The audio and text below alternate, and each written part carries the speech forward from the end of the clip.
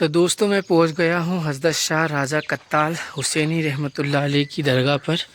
और ये बुज़ुर्ग हज़रत गैसु दराज रहमतुल्लाह अलैह के वालिद हैं।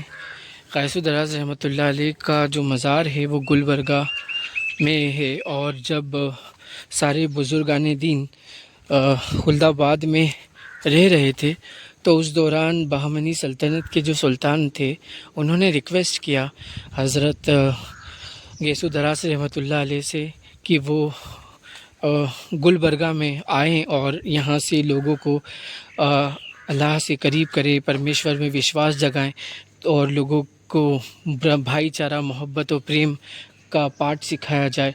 तो आप यहाँ से तशरीफ़ गुलबर्गा ले गए, लेकिन आपके वालिद साहब यहीं रहे और आपके वालिद का ये मज़ार है।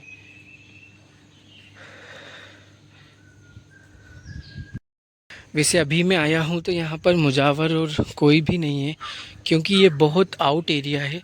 और सामने की तरफ देख सकते हैं आप कि एक मकबरा आपको दिख रहा है। वो कहीं ना कहीं जो है अहमदनगर सल्तनत का मकबरा है।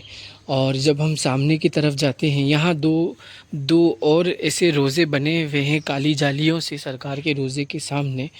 और यहाँ पर एक मस्जिद जिसका डिज़ाइन ऐसा लग रहा है कि वो मुग़ल कालीन है। और हो सकता है कि वो मस्जिद जब हम अंदर जाएं तो उसके डिज़ाइन से हमें ये एहसास हो जाएगा कि हाँ, वो मुग़ल कालीन मस्जिद ही है। जी हाँ, इसका लुक लगभग ऐसा लग तो रहा है, पर ये नहीं कह सकते कि ये मुग़ल कालीन है कि नहीं, क्योंकि वजह ये रही है कि मुग़ल कालीन मस्जिदों का जो डोम सीधा होता है और बीच में जो डिज़ाइन होती है वो चौकड़ी बनी होती है और उभार रहता है। और उसके वैसे खम्बे जो हैं, पिलर्स जो हैं, वो एक जैसे चौड़े होते हैं, लेकिन इसकी चौड़ाई एक साइड से लंबाई ज़्यादा है और इसकी चौड़ाई कम है। तो ये मस्जिद है। और सामने की तरफ हम जब देखते हैं तो एक आपको और मकबरा दिखता है। और यहाँ से हम थोड़ा दूर जाते हैं तो आपके रोज़े के बीच में हज़रत कत्ताल रहमतुल्लाह अलैह के रोज़े और हज़रत ज़रज़री शेख रहमतुल्लाह अलैह के रोज़े के बीच में मलिक अंबार का मकबरा आता है। यहाँ के ख़ानदानी मुजावर बहुत वक्त के बाद फिर उठे और मैंने उनसे रिक्वेस्ट किया कि सर, यहाँ पर मुझे कुछ इन्फॉर्मेशन चाहिए थी हज़रत सरकार कत्ताल रहमतुल्लाह अलैह के बारे में। तो उन्होंने कहा कि बिल्कुल हम लोग आपको इन्फॉर्मेशन देंगे।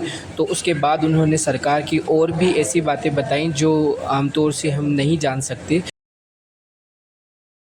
रहमतुल्लाहि बरकातहू। जिस जगह पे खड़े हैं ये बुज़ुर्ग का नाम है हज़रत सैयद शाह राजू कत्ताल हुसैनी, आपका लक़ब है। और पूरा आपका नाम जो है हज़रत सैयदना शाह यूसुफ मोहम्मद शाह राजू कत्ताल हुसैनी। ये बंदा नवाज गैसु दराज रहमतुल्लाह अलैह के वालिद हैं। और आपको दो फर्जंद है, जिसका नाम बड़े वालों का नाम है चंदा हुसैनी और दूसरे नंबर पर है ख्वाजा बंदा नवाज गैसु दराज बुलंद परवान, जिसका मज़ार है गुलबर्गा में।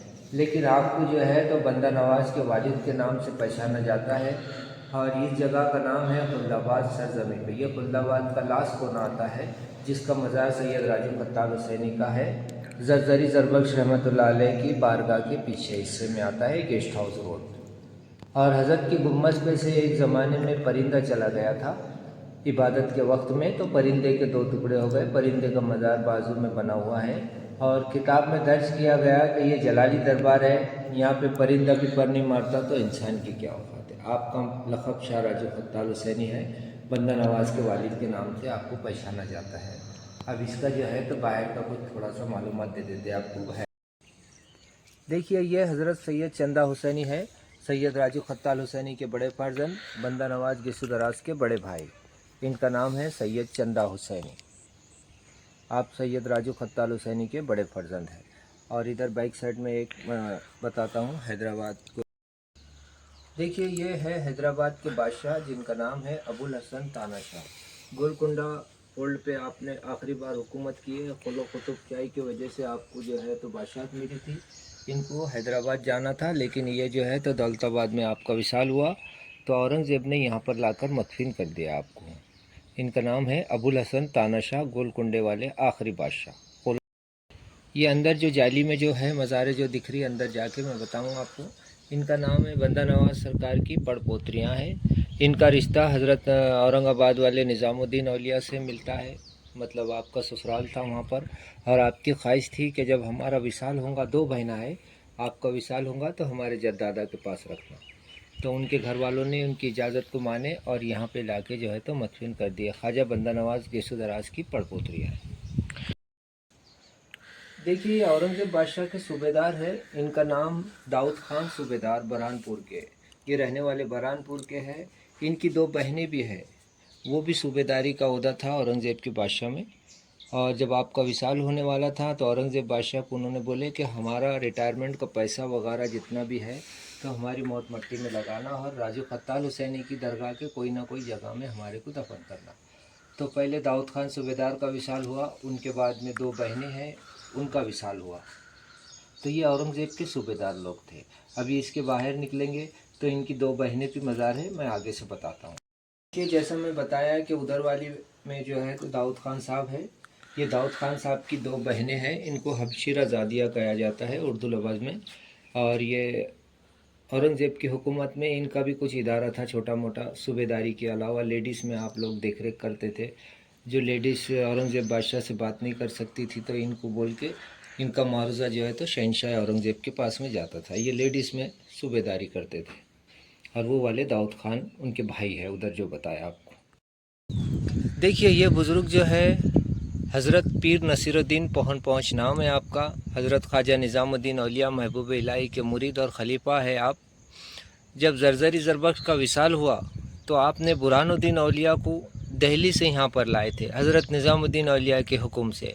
हज़रत निज़ामुद्दीन औलिया को वहाँ पर मालूम पड़ा कि खुल्दाबाद में ज़रज़री ज़रबख्श रहमतुल्लाह अलैह का विसाल हुआ। तो ये बुज़ुर्ग को बुलाया गया। बुलाने के बाद में इनके साथ में बुरहानुद्दीन औलिया को दिया गया हज़रत निज़ामुद्दीन औलिया ने। हर बोले आपको रोज़ा खुल्दाबाद जाना है, तो बोले ठीक है।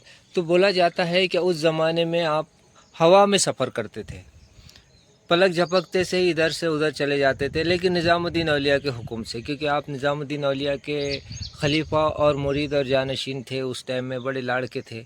तो आपको वो खिलाफत थी कि आप हवा में ही सफ़र करते थे और हवा में ही आप किसी के सरकारों का काम करते थे। तो एक वक्त का ज़िक्र हो गया कि ज़रज़री ज़रबख्श रहमतुल्लाह अलैह का विसाल खुल्दाबाद में हुआ और ये दिल्ली की सरज़मीं पे थे। और बुरहानुद्दीन औलिया भी निज़ामुद्दीन औलिया की खिदमत में थे। निज़ामुद्दीन औलिया पीर मुर्शद है, बुरहानुद्दीन औलिया गरीब रहमतुल्लाह अलैह जो खुल्दाबाद की बस्ती में है। तो आपने जो है तो पौन घंटे में बोलो या पौन मिनट में उस वक्त अल्लाह से दुआ करे थे तो खुल्दाबाद की सरज़मीं पे आ गए थे।